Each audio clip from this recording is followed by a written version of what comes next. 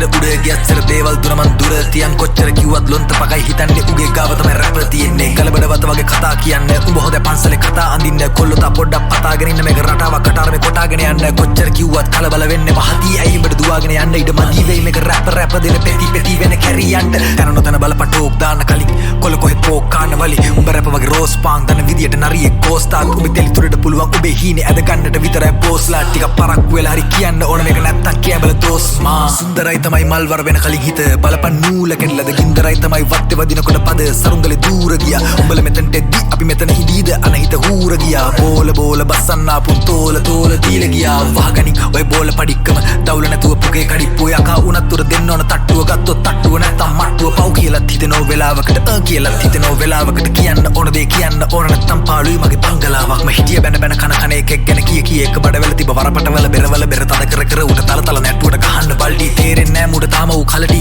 බලපන් මේ සද්දේ කොලටි කොච්චර උන තුඹ ළඟ ඉන්න බෙට්ටි දෙන්නේ නැහැ උඹලට බිත්තර වට්ටි රෝස් පාටයි කාගේ තොල් ගහන්න කලියෙන් ගුම් පූජ වට්ටි රළුයි මම තුඹ රළුයි යදි තව රළුයි තව තඩි රැලි අනේ ඒකෙන් තොටත් මොකක් හරි රළුයි මම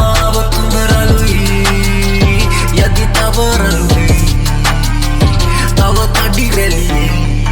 අනේ ඒකෙන් තොටත් මොකක් හරි වෙයි අනමනං ඉතින් පාඩු වේ